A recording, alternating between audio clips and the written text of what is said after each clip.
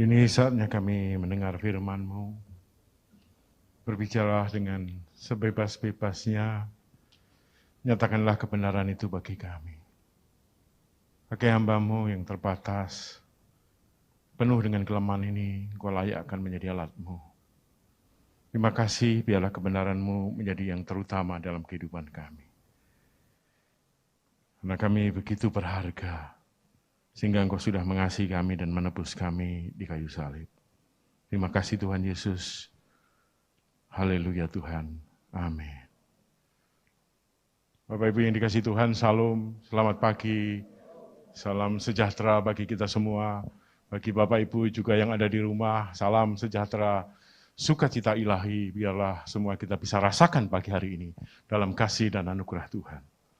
Kita percaya bahwa tahun-tahun yang sudah kita lalui bersama dengan Tuhan adalah sukacita. Dan sekali lagi Tuhan tidak pernah meninggalkan kita dalam segala keadaan. Dia menyertai kita. Ada banyak hal yang sudah terjadi dan kita syukuri karena memang tidak pernah kita bisa rubah. Tetapi ke depannya kita bersama-sama terus memegang erat kebenaran firman sehingga masa depan kita, ke depan kita, hari-hari depan kita bisa kita rubah menjadi lebih baik, bahkan sesuai dengan kehendak dan kasih karunia Tuhan dalam kehidupan kita. Bapak Ibu yang dikasihi Tuhan, saudara-saudaraku yang ada di rumah, yang menikmati acara ini online, ataupun yang bersama-sama menyaksikan dan ikut ibadah secara tidak langsung ketika siaran ini disiarkan ulang. Saya percaya bahwa hari ini tidak ada yang kebetulan. Ketika Bapak, Ibu, dan saudara-saudaraku yang dikasihi Tuhan mendengar firman ini, tidak ada yang kebetulan. Saya percaya bahwa apa yang Tuhan siapkan bagi Bapak Ibu sekalian adalah sesuatu bukan hanya yang baik, tapi terbaik. Karena itu siapkan hati Bapak Ibu, biarlah kebenaran ini akan menjadi satu challenge, satu tantangan bagi kita semua untuk menjadi pelaku-pelaku firman Tuhan. Fokus tahun 2022 Jemaat Abalaf Cikarang adalah dalam Filipi 1 ayat 27. Saya akan membacakan satu perikop ini, yaitu Filipi 1 ayat 27 sampai ke 30. Mari kita lihat bersama-sama. Judulnya adalah Nasihat supaya tetap berjuang. Hanya, hendaklah hidupmu berpadanan dengan Injil Kristus, supaya apabila aku datang, aku melihat. Dan apabila aku tidak datang, aku mendengar. Bahwa kamu teguh berdiri dalam satu roh, dan sehati, sejiwa berjuang untuk iman yang timbul dari berita Injil. Dengan tidak digentarkan sedikit pun oleh lawanmu. Bagi mereka semuanya itu adalah tanda kebinasaan, tetapi bagi kamu, tanda keselamatan. Dan itu datangnya dari Allah. Sebab kepada kamu dikaruniakan bukan saja untuk percaya kepada Kristus, melainkan juga untuk menderita untuk Dia. Dalam pergumulan yang sama, seperti yang dahulu kamu lihat padaku, dan yang sekarang kamu dengar tentang aku. Nah, Bapak Ibu yang dikasihi Tuhan, kitab Filipi adalah tulisan Rasul Paulus dan Timotius kepada hamba-hamba Yesus, orang-orang kudus yang ada di Filipi, dan juga diaken dan penilik jemaat. Jadi untuk kita semua yang hari ini juga adalah orang-orang yang sudah dikuduskan oleh darah Yesus di kayu salib, dan juga para pekerja, diaken dan juga para penilik atau pemimpin-pemimpin jemaat, pemimpin-pemimpin pelayanan yang ada.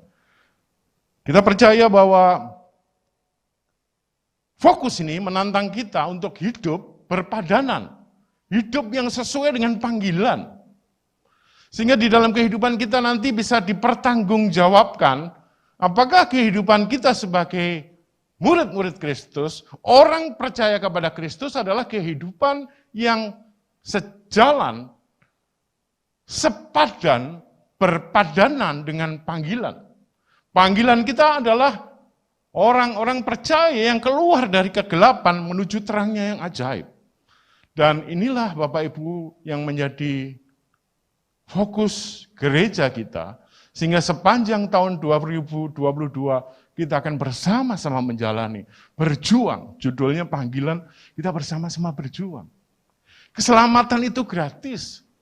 Penebusan itu sudah kita terima. Anugerah sudah kita terima. Dan bagaimana kita menjaga, memelihara, mengerjakan keselamatan. Kemudian berbagi dalam kehidupan ini.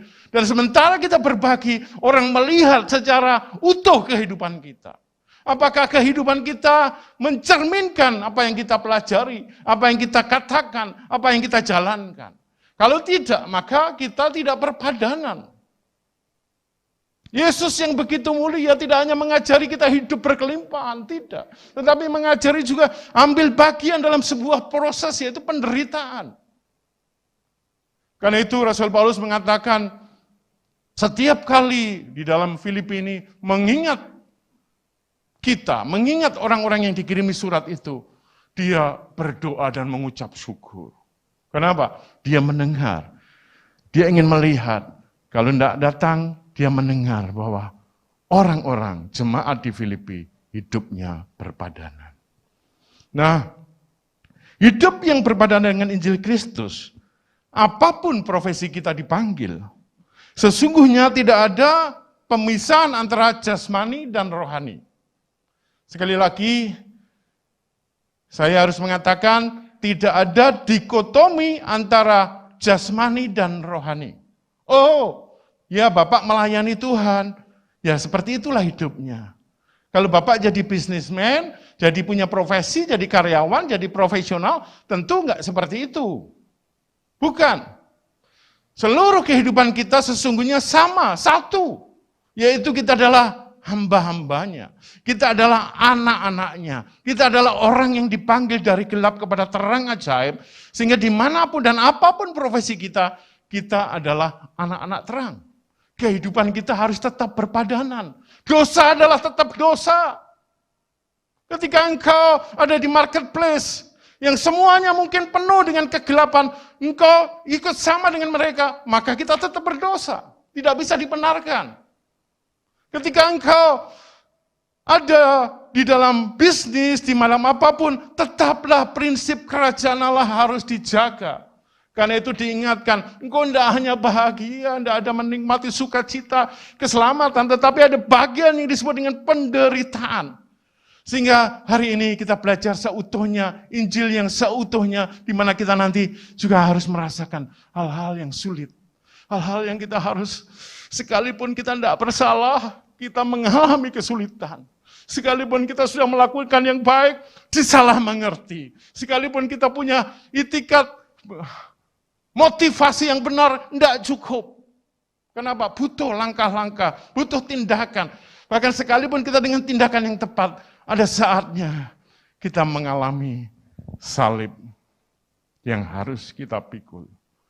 Firman Tuhan mengatakan, jika karena engkau salah, engkau menerima akibatnya, itu semua orang. Jika engkau berbuat baik pada orang lain dan orang lain ganti tetap berbuat baik, itu wajar. Tetapi ketika engkau sudah benar, lakukan yang baik, engkau menerima risiko yang tidak baik, itu memikul salib. Ketika engkau berbuat baik, sekalipun orang itu tidak berbuat baik, sekalipun orang itu punya potensi mengkhianati kita, menusuk kita dari belakang, meninggalkan kita, tetaplah berharap kepada Tuhan. Percaya dan lakukanlah yang benar. Kemarin saya lagi melayani retreat di Bogor, saya berbicara sama para orang-orang yang memutuskan hidupnya untuk menjadi misionaris. Lagi break saya ditelepon orang. Sahabat saya yang begitu mencintai Tuhan, melayani seumur hidupnya. Glory nangis. Kenapa? I have big problem. Istrinya meninggalkan dia. Dia nangis. Saya bilang, kalau engkau mengasihi dengan sepenuh hati, tugasmu sebagai seorang pria pengasihi, cintai seperti perintah firman. Tapi apakah engkau bisa mengendalikan dia? Tidak bisa. Belajarlah berharap dan bersyukur. Saya juga nangis. Saya sedih. Kenapa itu bisa terjadi? Kadang-kadang ada hal-hal yang sekalipun kita sudah lakukan dengan baik, dia menuai, bukan menuai, ataupun diizinkan, apapun istilahnya, kadang-kadang kita harus belajar, tetap teguh. Dia bilang, my life is finished, saya sudah selesai now. Kamu masih baik, kamu masih kuat. Tuhan punya rencana atas hidupmu. Tuhan punya rencana. Jangan percaya kebohongan iblis. Engkau selesai, semua potensi yang sudah dilatihkan Tuhan dalam hidupmu, kini tetap harus engkau gunakan. Ayo. Bolehkah saya ketemu? Saya bilang boleh. Boleh. Nah Bapak Ibu, saya mengajak kita semua sadar bahwa apapun yang kita ingini enggak selalu terjadi. Apapun yang kita harapkan belum tentu diizinkan. Tetapi yang saya mau juga meyakinkan, dan itu ada di dalam firman, bahwa Tuhan memberikan jauh melebihi apa yang kita ingini. 1 Korintus 2:9 yang mengatakan apa yang tidak kau lihat, tidak kau pikirkan, itu jauh lebih banyak dari yang kita pikirkan, yang sudah kita lihat. Itu di luar sana jauh lebih banyak. Dikatakan apa? Itu semua disediakan. Cuma kadang-kadang kita tidak paham ketika kita mengalami jalan-jalan. Karena itu kembali kepada prinsip berpadanan. Jangan kita bertindak karena respon alamiah. Karena saya dikhianati, saya harus jahat. Karena saya ditipu, saya harus balas menipu. Nah, tetaplah berpegangan, berpadanan, karena kita ini anak-anak terang. Saya tidak mengatakan kita harus menjadi orang bodoh yang gampang ditipu, enggak. Saya mengajarkan kita semua justru harus cerdik seperti Tuhan mengutus kita seperti domba di tengah serigala. Kita tetap harus cerdik. Tetapi ketulusan hati yang betul-betul tulus mengasihi harus diterapkan dimanapun kita berada. Berpadanan dengan Injil Kristus, jika hidup kita serasi dengan firman Tuhan, maka orang lain akan terberkati dengan kehadiran kita. Dengan demikian kita menolong orang lain untuk lebih mengenal Kristus. Kristus itu gimana ya? Enggak dilihat. Tapi lihat kita mereka, oh saya enggak pernah ketemu ya. Misalnya dia bilang, orang yang diperlakukan kayak gitu, tetap bersuka cita. Orang yang ditinggal, yang dikasih, tetap melihat Yesus. Dari mulutnya tidak keluar, Tuhan kau janda. Dia memilih, aku tidak mengerti Tuhan, tapi aku mau memutuskan, Tuhan engkau tetap baik. Berpadanan, tidak digertak oleh situasi. Bulan ini gak cukup gajinya. Itu persoalan yang dialami di banyak ministry. Gak cukup Pak, saya melayani banyak orang. Hiduplah dengan sederhana, simple kayak Yesus. Simplicity, ya, sederhana. Dan engkau nggak akan ribet dengan hidupmu. Kok bisa gitu Pak? Iya. Saya ambil contoh, ada seorang Romo yang mendirikan sekolah tinggi ilmu, teknik mesin ya, yang di sebelah kantor saya ada itu. ATMI, Akademi Teknik Mesin. Dia sukses sekolahnya luar biasa di Solo dan dia dari Eropa. Dia hanya punya 4 setel pakaian seumur hidupnya. 4 setel. Saya ingin putarkan satu video, enggak di belakang, jadi di depan. Tolong disiapkan ya video. Apa sudah siap? Kalau sudah siap kita lihat dulu ya. Biar kita ada gambaran. Silakan. Hi everybody, I'm Rick Warren. Pendeta atau Pastor Rick Warren adalah pendeta senior dan pendiri gereja Saddleback yang sangat terkenal di Lake Forest, California. Bukunya yang terkenal The Purpose Driven Life pernah bertengger di posisi nomor 1 di harian New York Times sebagai bestseller untuk kategori buku non-fiksi selama 111 minggu. Wow! Ketika Rick Warren memulai gereja Saddleback, tahun 1980, ia bertekad untuk tidak melayani lewat jalur radio atau televisi. Saya tidak ingin menjadi seorang selebriti. Saya pikir saya selalu berada dalam sorotan yang bisa membutakan Anda, katanya. Tetapi ketika bukunya The Purpose Driven Life tiba-tiba melejit menjadi buku terlaris, Pastor Rick Warren langsung mendapat perhatian dunia. Saya tidak meminta untuk ketenaran ini, kata Warren, dan hal ini sangat menakutkan. Ini benar-benar suatu penderitaan, katanya terus terang dalam sebuah wawancara bersama Pastor John Piper. Dia menggambarkan, puluhan juta dolar datang, cukup untuk membeli sebuah pulau atau mobil Bentley yang mewah. Saya bisa saja membeli sebuah pulau dan pensiun, dan punya orang-orang yang melayani saya dengan segelas kecil es teh dengan payung, kata Warren terus terang. Tapi ada satu kalimat yang terus muncul dalam pikirannya. Ini bukan tentang kamu. Saya tidak tahu seberapa sering saya akan diuji oleh kalimat itu, katanya kepada Piper jujur. Dia mengakui sering diuji 9-10 kali sehari oleh itu. Saya lebih suka menancapkan pisau dalam jantung saya daripada saya mencemarkan nama Tuhan, katanya tegas.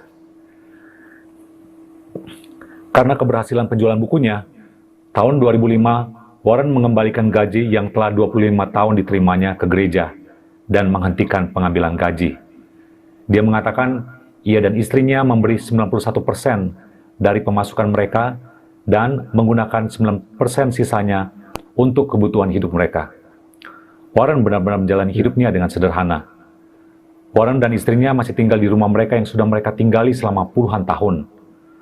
Rick Warren juga terus mengendarai Ford yang usianya ketika diketahui dari cuitan Twitternya tahun 2014, dia sudah mengendarai selama 15 tahun lamanya. Dan Rick Warren memakai jam yang hanya seharga $17 dari Walmart. Coba bandingkan dengan pastor yang pakai jam dan mobil miliaran. Saya tidak benar-benar memiliki kebutuhan besar.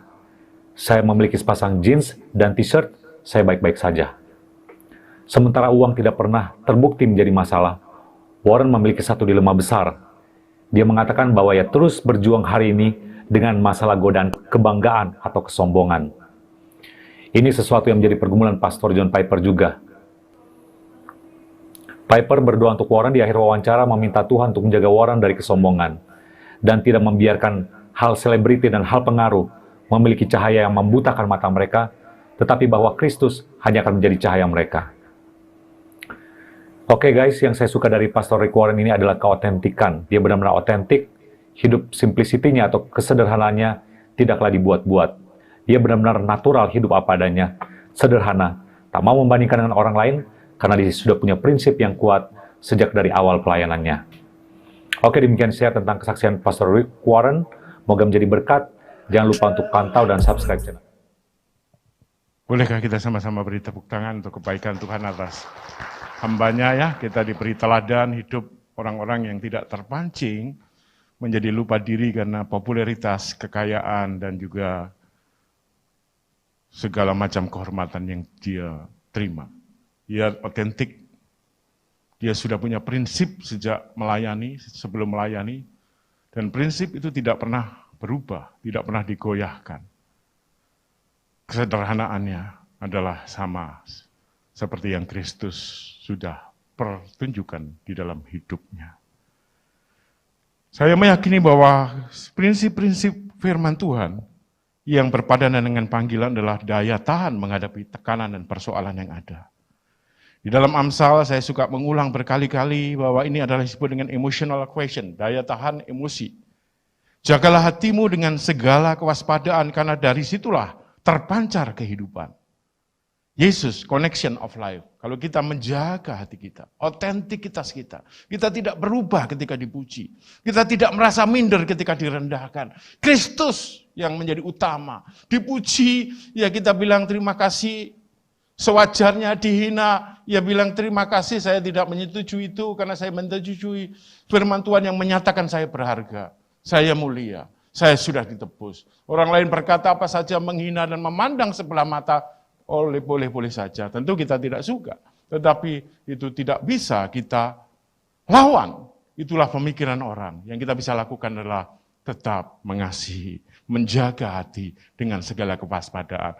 Bangun pagi, tetap bersukacita. Bagaimana kalau engkau sedang kesulitan, punya konflik, percayalah bahwa Tuhan tidak pernah meninggalkan kita. Yang sering terjadi justru kita keluar dari perlindungan Tuhan. Tuhan mau kita tetap dalam segala keadaan. Memilih untuk menjaga hati. Hati ini milikmu Tuhan. Saya sedang punya perasaan tidak enak. Makanya disebut perasaan. Rasa aman, rasa berharga itu enggak mutlak. Namanya perasaan. Kalau habis terima gaji atau tabungannya banyak, rasa aman. Itu perasaan, bukan kebenaran. Rasa bahagia. Tetapi rasa itu juga penting supaya emosi kita ketika rasa bahagia itu ada, kita melakukan dengan senang. Karena itu firman Tuhan menggunakan ini di dalam ketika kita menjaga hati, waspada. Banyak orang marah karena lihat televisi. Terus dia bilang, aduh, dia mulai keluar kata-kata yang sama dengan yang dia benci. Wah ini ngomongnya nggak benar. Saya bilang, berapa waktu yang kita gunakan untuk melihat itu, dan kita terjebak. Lebih baik dengar yang baik toh. Sekali-sekali informasi kalau dibutuhkan untuk melihat situasi boleh. Tapi jangan kau buang waktu untuk melihat sesuatu yang menyeret kita, sehingga kita menghabiskan waktu di area situ. Ada 3 hal yang saya mau sharingkan. Singkat saja, semua ada di dalam firman Tuhan yang saya renungkan hari-hari ini. Yang pertama, supaya kita semua berpadanan, marilah kita melakukan yang disebut dengan silent moving. Pergerakan dalam senyap. Membangun karakter, integritas, yang seperti saya katakan tadi, butuh pergerakan dalam senyap. Firman Tuhan di dalam Efesus 6 ayat 11 mengatakan apa? Kenakanlah seluruh kelengkapan senjata Allah. Hidup Yesus gak banyak yang terekspos. Dari 12 tahun sampai 30 tahun, jarang sekali literatur tentang itu. Sementara di dunia ini, semuanya di sosial media muncul expose ya. Misalnya Sultan, itu orang kaya baru. Crazy Rich, semuanya terekspos dengan luar biasa. Kita terpancing. Sekitar 5 tahun lalu saya punya sosial media. Saya sharing tentang keluarga. Ternyata reach-nya itu 7 juta lebih. Wow, saya bingung. Ini sampai 4 juta, 5 juta, terus sampai 7 juta lebih. Viral. Kemudian yang share ulang di atas 100.000. Yang konsultasi, itu banyak sekali. Dia telepon, Pak, Bapak bisa nggak pergi? Saya sampai shock ya. Saya nggak tahu responnya begitu cepat. Dan akhirnya saya mengatakan, saya tidak sanggup ini. Ini karena ini pribadi, saya berdoa dan saya bilang, saya tertekan. Dimintain orang datang, ada yang bilang, Pak, kita jemput Bapak, kita sediain tempat, keluarga sedang problem, begitu banyak problem. Ketika saya bicara tentang leadership, enggak banyak, mungkin 10.000, 20.000. Tapi begitu saya bicara, kalimatnya saya ingat betul, kalimatnya saya bilang gini, hai pria-pria, engkau boleh sukses di mana saja, tapi dengar istrimu. Dengar istrimu. Kalau engkau tidak mendengar istri, apapun yang kau lakukan, gitu ya, kau sedang mengabaikan teman kasih karunia. Mungkin doamu nggak didengar, apapun. Dan itu ketika viral, saya percaya, aduh Tuhan, saya tidak siap. Saya memutuskan nak meneruskan itu, saya hanya mengurangi, sekalipun saya masih menyukai karena saya melayani di bidang itu. Tapi saya diingatkan Tuhan. Nggak semua harus diekspos.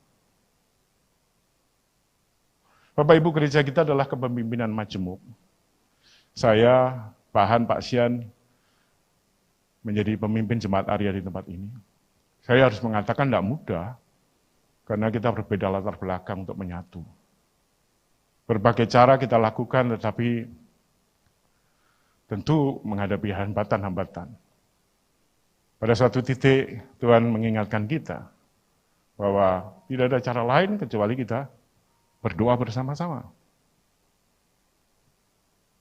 Hampir tiap hari kita lakukan, tiap hari. Ketika memasuki bulan yang ketiga, ya minggu pertama, kedua, dan hati kita mulai remuk. Silent moving, kita bergerak dengan pelan. Tuhan betul-betul meremukkan hati saya, dan saya merasa pada titik bahwa saya tidak lagi merasa yang utama. Saya membutuhkan, saya harus merendahkan diri, saya harus banyak bertobat. Sehingga saya bilang, satu roh hanya terjadi kalau kita berdoa bersama-sama. Kita udah lakukan itu, dan selama 3 bulan ya Pak Han ya. Terus kita lakukan, kecuali saya sedang pelayanan di luar kota yang betul-betul tidak bisa. Doa saya juga jam 4 pagi melayani firman di doa pagi tubuh Kristus setiap minggu. Kecuali benar-benar saya nggak bisa. Di situ kita disatukan, dan saya percaya nanti Pak Han juga umumkan, mulai bulan Februari kita harus bersama-sama, silent moving, berdoa bersama-sama. Kita akan tetap tidak namanya rok-rok asem bahasa Jawa ya, oh doa kemudian berhenti tengah jalan, enggak. Kita mau ini konsisten terus seumur hidup kita, karena itu apa? Kita minta 2 bulan ke depan, Februari dan Maret itu pekerja. Seluruh yang namanya pekerja, yuk doa pagi bareng. Doa pagi apa agenda Tuhan dalam hidup kita. Ini sifatnya betul-betul mendesak. Mendesak. Bilang kiri kanan, mendesak. Perjuangan kita meluangkan melawan darah dan daging. Bukan melawan sesuatu yang raksasa, tetapi melawan penguasa di udara. Penghulu-penghulu yang hanya dikalahkan ketika kita tunduk kepada Allah dan lawanlah iblis. Tunduk kepada Allah berarti apa? Kita sama-sama merendahkan diri. Kita berseru minta pertolongan Tuhan dengan doa bersama-sama. Yesus tidak banyak terekspos hidupnya. Ada waktu-waktu pelayanan kita sesungguhnya tidak mencari hormat manusia. Kita bergerak di dalam senyap. Katakan bergerak dalam senyap. Yang tentara tentu tahu ya, senyap kita operasi silent operation, gerakan-gerakan yang Bapak Ibu jangan percaya sosial media karena banyak booster. Booster itu adalah bisa manusia, bisa mesin. Saya ketemu litbangnya sebuah partai yang besar, adalah sahabat saya, dekat, kita suka diskusi, dia cerita, Pak kita bawa sistem komputer yang canggih, mereka lebih hebat lagi. Terus caranya gimana? Harus dananya. Wah, mereka punya strategi. Saya bilang, aduh pusing. Jangan terlalu percaya berita di sosial media. Lebih fokus kepada kebenaran firman Tuhan. Mari kita tepuk tangan untuk Tuhan ya. Dan yang kedua Bapak Ibu, mari kita juga terus mempersiapkan diri. Saya istilahnya adalah ruang-ruang sempit. Ruang-ruang sempit yang tanpa tepuk tangan. Menjaga kemurnian hati. Penghancur manusia adalah pujian. Ingin dihormati. Haus pujian. Rick Warren sudah bercerita. Dia bilang, lebih baik pisau itu ditancapkan di jantungku daripada saya memalukan Tuhan.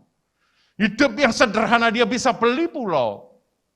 91% kekayaannya dipersembahkan untuk pelayanan. Dan hidup dengan 9% saja. Sejarah mencatat tokoh-tokoh iman adalah orang-orang yang mau berkorban. Orang-orang besar adalah orang-orang yang mau berkorban. Jarang sekali orang kaya disebut sebagai tokoh kalau hidup untuk dirinya sendiri. Ruang-ruang sempit adalah tempat kita bukan hanya berdoa tapi melatih. Membentuk diri kita. Istilahnya adalah di dalam peperangan yang sesungguhnya adalah di ruang-ruang sempit. Ketika kita melakukan peperangan, perjuangan. Timotius 4 ayat 7-8 mengatakan, aku telah mengakhiri pertandingan yang baik. Aku telah mencapai garis akhir, aku telah memelihara iman. Sekarang telah tersedia bagiku mahkota kebenaran yang dikaruniakan oleh Tuhan. Mahkota ini adalah Stefanos, yaitu mahkota hasil perjuangan yang di dalamnya terkandung berkat-berkat Tuhan yang senantiasa menyertai kehidupan kita. Itu yang disebut dengan mahkota. Perjuangan di ruang-ruang sempit, bangun pagi, kita berdoa, baca firman, yang latihan musik. Terus latihan musik bukan pas di panggung. Nanti saya cerita sedikit ya, tentang panggung dan altar. Inilah pertarungan kita sesungguhnya. Ketika tidak ada yang memuji, maukah kita berdoa? Ketika tidak ada yang memberikan tepuk tangan kuat ya, kita tetap kuat. Ketika nggak ada orang yang mendorong kita, kita latihan sendiri, latihan. Melatih diri, latihlah diriku Tuhan, supaya pinggangku kuat berdoa, latihlah aku Tuhan, dia melatih. Dan inilah pertarungan yang sesungguhnya Bapak Ibu. Sehingga kita harus membedakan apa itu altar dan panggung. Sedikit, next slide ya. Altar, kebaca nggak ya? Itu berbicara worship, pujian kita menyembah Tuhan, kita beribadah.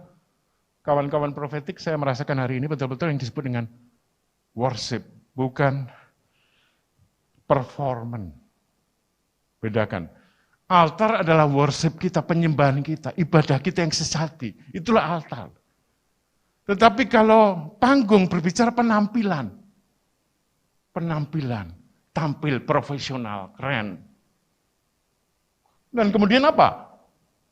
Altar berbicara Christ Center, berpusatkan Kristus. Sekalipun kita banyak persoalan dalam kehidupan, ya kita tidak menyangkal. Kita tidak sempurna, kita tidak menyangkal. Kita ada hal-hal yang harus dikerjakan, kita tidak menyangkal dan harus dihadapi. Tetapi jangan menghilangkan fokus kita pada Kristus. Melihat Yesus di tengah badai. Melihat Yesus di tengah perahu yang hampir tenggelam. Tetap lihat Yesus, aku percaya, aku percaya, aku percaya. Kalimat itu terus yakinkan. Itu pertarungan yang sesungguhnya. Bukan ketika di panggung. Bagaimana dengan berkhotbah? Saya menyatat kawan-kawan kita dari aliran tertentu ya, bukan orang percaya.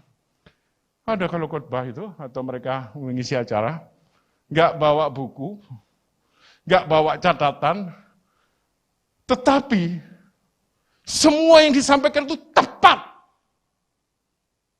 Saya bilang, wow. Saya tanya, kemudian saya iseng tanya, bagaimana persiapan orang kok bisa khotbah atau mengisi ceramah kayak gitu?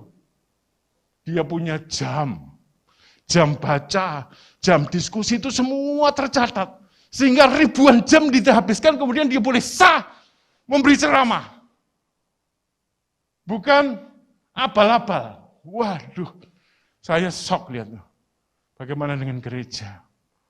Apakah kalau kita mau khotbah itu sungguh-sungguh minta Tuhan, aku membutuhkan Engkau. Di situ perjuangan yang habis-habisan. Begitu khotbah, sampaikan aja selesai. Tetapi seringkali kita menganggap ruang-ruang sempit ini nggak diperhatikan. Yuk, kita tidak mencari hormat manusia, kita mencari hormat Tuhan.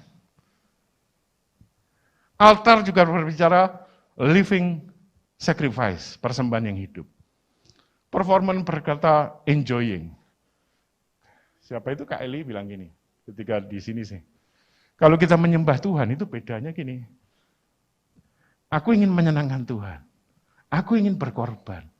Saya nggak ngerti lagu ini, tapi saya mau menikmati Tuhan, aku mau menyembah. Perasaanku lagi nggak enak, nggak masalah, tapi aku memutuskan menyembah Tuhan. Aku lagi gelisah, Tuhan, nggak masalah, Tuhan, aku mau memuji Engkau, menyenangkan. Jadi ada pengorbanan, memilih untuk menyembah Tuhan. Lain dengan performance. Saya luka lagu ini, nyanyi lagu ini. Kita lupa yang kita senangkan diri kita sendiri. Beda ya. Itu menurut Kak Eli. Dan saya ngomong sama Pak Anu, benar juga. Jadi yang kita senangkan itu siapa? Tuhan atau diri kita sendiri? Kalau performance nyanyi, itu band, itu senang mereka. Tapi mereka senang menghibur orang lain. Tapi kita menyenangkan hati Tuhan, kemudian Tuhan turun, hadiratnya membuat kita semua merasakan Tuhan bertata di atas pujian. Dan dia melepaskan anugerah, kasih, dan kekuatannya. Sehingga problem kita ketika kita menyembah Tuhan, Tuhan mengatasinya. Beri kemuliaan untuk Tuhan, bedanya di sini. Dan hasilnya ketika kita menganggap altar adalah rendah hati. Makin berdoa, makin rendah hati, makin sadar dirinya nggak sanggup. Makin berdoa bukan sombong. Hei, kamu kurang doa ya? Aku rajin berdoa. Itu sombong. Kamu sih doanya sekali-sekali. Saya nggak pernah bolong saat teduh. Nah, itu bukan hasil doa. Itu pride, kebanggaan. Makin kita berdoa, ketika lihat orang kurang berdoa, ya kita mengasihi, doakan saja. Yuk, doa yuk. Kita lihat salah satu penghancur dalam pertumbuhan organisasi pelayanan, ternyata di mana-mana sama. Apa itu disebut dengan gosip? Makin digosok, makin sip. Kalau lihat pemimpinnya dibicarakan, semua menambah-nambahkan, benar, benar, benar. Apakah gosip itu benar? Sebagian. Ada benarnya? Mungkin. Tetapi kita tidak punya hak untuk menghakimi orang lain, membicarakan orang lain. Kita punya tugas untuk mendukung di dalam doa. Organisasi yang tidak bangga dengan organisasinya, yang menjelek-menjelekan di antara mereka, tinggal tunggu waktu, pasti akan runtuh. Karena hasil dari ruang-ruang sempit adalah altar yang berarti hati yang mengasihi Tuhan, hati kerendahan hati. Yang terakhir, Bapak Ibu, mari kita setia di masa-masa yang disebut masa-masa Kronos. Tahun kemarin fokus kita, Efesus 4 ayat 13 jelas. Kita terus. Kita tidak tertarik banyak, tidak tertarik, yang tertarik dewasa. Terus dewasa. Karena prinsip Tuhan adalah orang yang mengenal Kristus harus dimuridkan. Kalau enggak, iya perumpamaan tentang iblis yang diusir itu. Begitu diusir, disapu bersih, tidak dijagain, iblisnya kembali lagi bawa 7 temannya. Orang yang tidak dimuridkan dengan baik-baik akan punya potensi jauh lebih jahat dari sebelumnya. Karena tugas bilang kiri kanan, kita itu menjadikan gereja yang menjadikan setiap jemaat murid. Katakan sama-sama, murid. Bukan pengunjung manas-manasi kursi gereja. Bukan jumlahnya banyak, bukan, semuanya murid. Semuanya keren, bilang kiri kanan, kamu keren ya, karena murid Kristus. Sekalipun nggak kelihatan senyumnya karena pakai masker, tetap kita yakin keren ya. Halo Pak John, kamu keren Pak John, karena kamu murid Kristus ya. Kau akan memuridkan banyak orang, mana Pak Tepi, mana tim SPK, tim profetik, tim multimedia, para PKS semua itu adalah coach-coach kehidupan. Saya ulangi, semua pekerja di sini adalah coach-coach kehidupan, pelatih-pelatih kehidupan. Karena itu dibentuk, dilatih, supaya dimanapun kawan-kawan berada di kantor, melatih orang. Di tempat tinggal di RTW terkenal, melatih orang. Gimana hidup itu gimana sih? Simpel, sederhana. Bagaimana mengasihi istri sederhana. Gimana mendidik anak sederhana. Latih mereka, jadilah berkat. Setialah di masa kayak gitu Bapak Ibu. Banyak orang pengen diwisuda, tapi nggak setia kuliah. Nggak setia menyelesaikan skripsi. Nggak mudah, tapi pengennya wisuda. Ya, saya ingat saya jalan-jalan di Mekarta, saya melayani Tubuh Kristus sebagai di jaringan doa.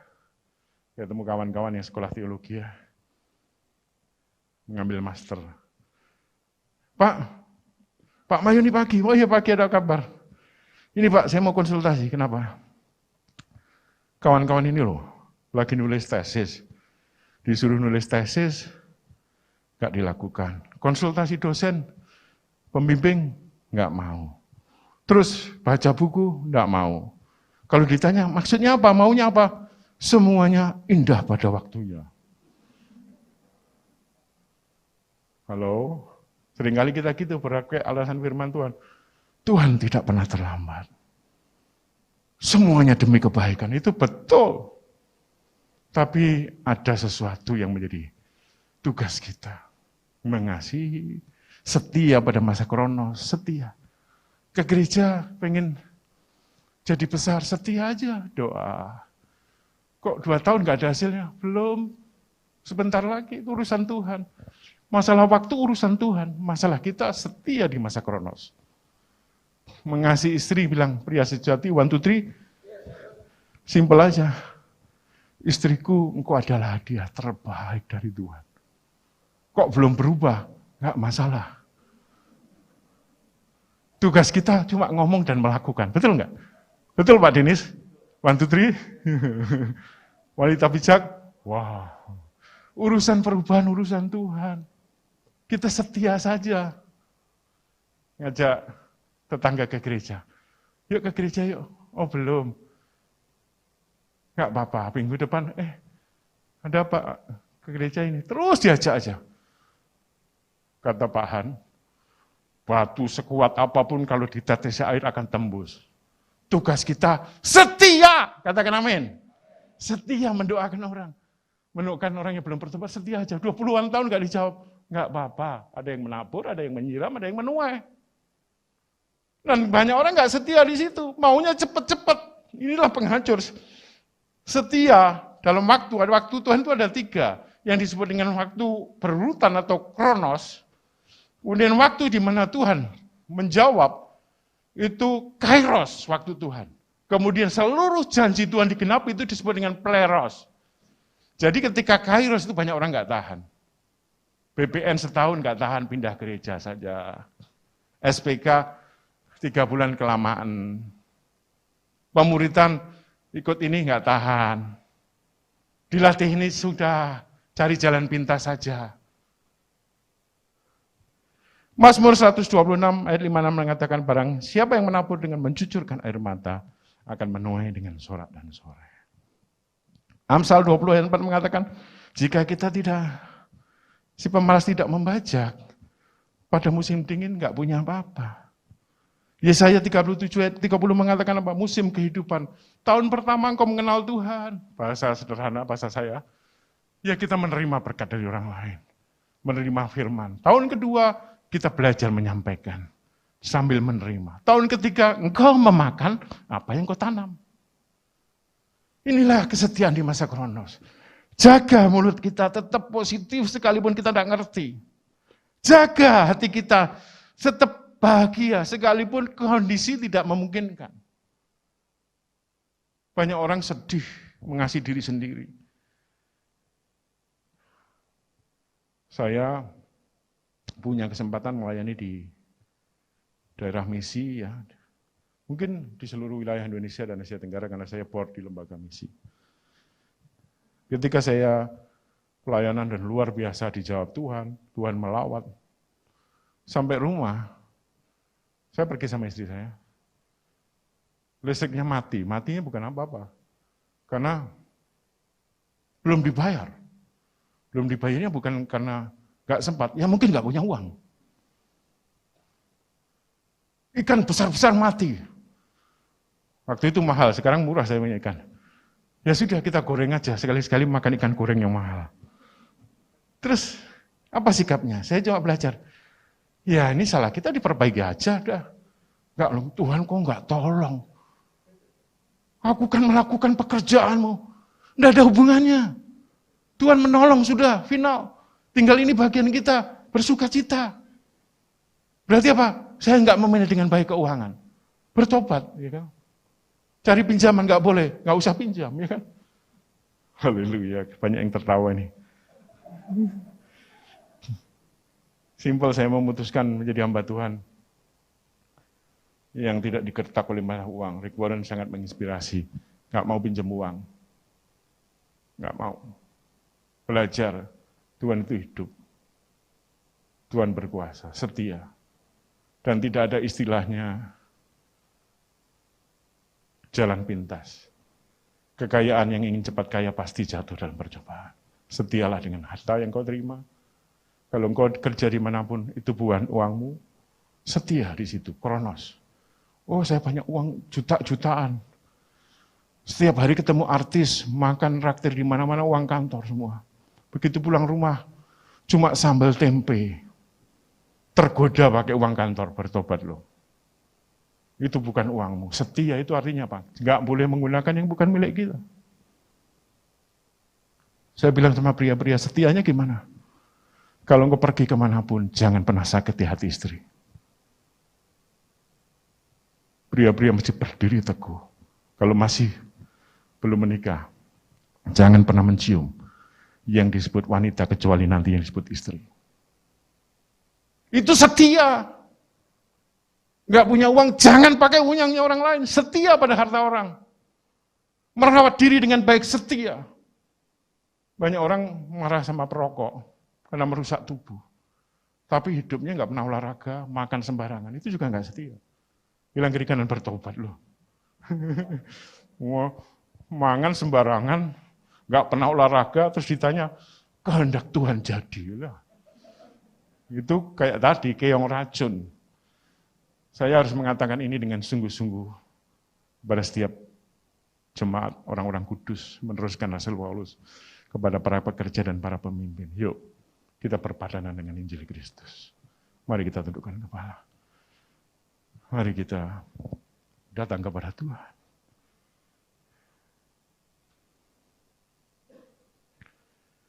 Mari kita berkontemplasi, merenung sebentar. Ambil waktu melihat hidupmu. Tahun-tahun yang sudah engkau lalui. Kegagalan-kegagalan yang sudah engkau alami. Penyesalan-penyesalan yang ada.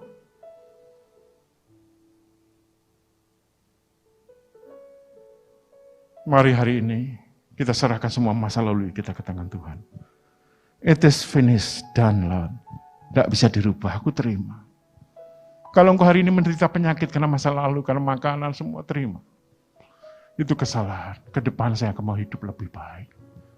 Setia makan makanan yang sehat. Setia olahraga. Setia kontrol ke dokter sampai menjaga bait Allah ini dengan sepenuh hati. Engkau yang terkena mungkin darah tinggi, penyakit apapun karena engkau pikiran-pikiran yang menggembara.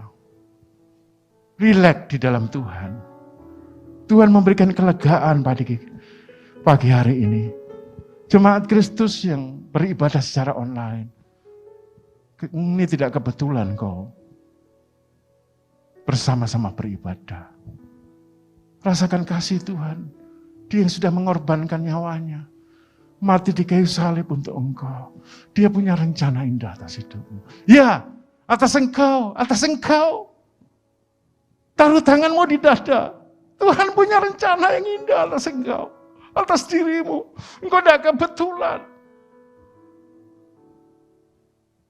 Sungguh. Sekalipun kau tidak sengaja membuka channel ini. Tuhan ada. Tuhan mengasihimu. Jemaat Tuhan yang hadir. Tuhan menaruh perkataannya padamu. Jangan kau takut menghadapi hari depan. Tuhan sudah membawa kamu dalam kehendaknya sejauh ini. Tuhan akan terus memperlengkapimu. Tuhan akan terus menolongmu. Tuhan akan terus membawamu dalam kehendak dan rencananya yang sempurna. Engkau akan dijadikan mitra-mitra, rekan sekerja Tuhan. Tuhan tidak pernah bisa menyelesaikan misinya sendiri. Dia meminta kita menjadi rekan sekerja. Bersama-sama. Menjadi orang yang mengalami kemenangan di dalam Tuhan. Dan membagikan hidup yang kemenangan kepada orang lain. Supaya Filipi 1 ayat 27, kami semua berpadanan dengan panggilan kami. Hari ini kami yang sedang dalam kesulitan keuangan, pekerjaan, kami belajar tetap memandang Kristus. Kami memandang Kristus, kami membutuhkan pertolongan. Berikan kekuatan kami untuk melakukan bagian kami. Untuk meningkatkan kompetensi, membuat aplikasi lamaran-lamaran, bertemu dengan perusahaan-perusahaan yang pas yang membutuhkan skill kami. Dan bukan hanya pas, tetapi mendevelop kami Sehingga kami terus maju seperti yang Tuhan kehendaki. Seluruh hidup kami adalah penyembahan. Karena itu kami berdoa untuk program-program gerejamu. Bila ke depan kami semua boleh menjadi yang Tuhan mau.